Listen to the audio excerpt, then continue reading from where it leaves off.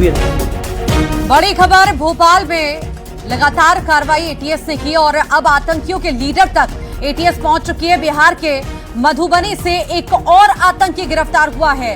इजहार उल हक नाम का ये आतंकी है जिसकी गिरफ्तारी हुई है। इन सबका लीडर है इजहार उल हक। ग्रुप इंचार्ज के तौर पर यह काम कर रहा था। आतंकी मॉड्यूल के लीडर तक एटीएस पहुंच चुकी है। ये बड़ी जानकारी आपको दे रहे हैं। अभी कुछ ही देर पहले एक गिरफ्तारी हुई थी और अब एक और बड़ी जानकारी, बिहार के मधुबनी से एक और आतंकी गिरफ्तार किया गया है।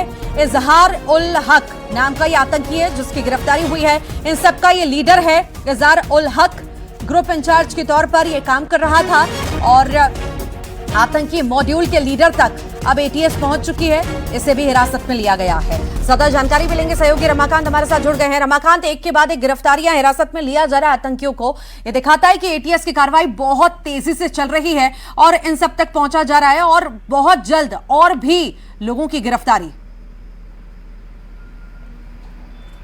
हाँ जी, बिल्कुल ठीक कहा आपने। जिस तरह से ये आतंकी देश विरोधी गतिविधियों में शामिल थे और इसकी जानकारी जैसे ही एटीएस को लगी, तुरंत एटीएस ने इस पर प्रभावी कार्रवाई करना शुरू कर दी। राजधानी भोपाल से फराज की गिरफ्तारी हुई, उसके बाद उत्तर प्रदेश से जो है नईम शेख की गिरफ्तारी हुई और उसके बाद से शारिक शेख राजस्थान के अलवर से गिरफ्तार हुआ।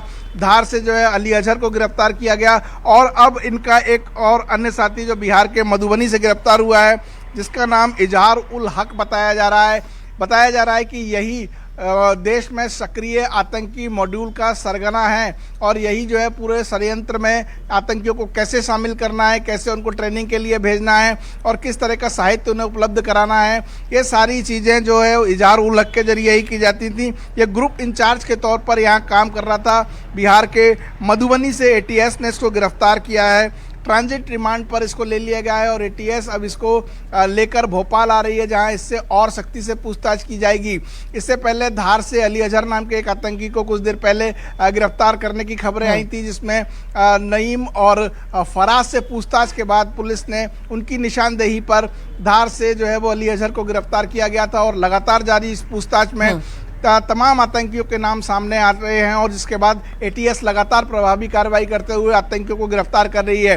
ये जो इजहार उल हक मधुबनी से सामने आया है, इसे ही पूरे ग्रुप का लीडर बताया जा रहा है। यही देश भर में जो है सक्रिय एज ए स्लीपर सेल को जो है वो निर्देश देता था कि कैसे युवाओं को जोड़ना है और कैसे उन्हें ट्रेनिंग देनी है और किस तरीके से अफगानिस्तान के रास्ते पाकिस्तान भेज के लड़ाकों की फौज में शामिल करना है, ताकि भारत में इतनी बड़ी आतंकी घटनाओं को अंजाम दिया जा सके। और लेकिन एटीएस ने जैसे ही इस पूरी कार्रवाई की शुरुआत की, लगातार आतंकियों की धरपकड़ का सिलसिला जारी है। जी ठीक।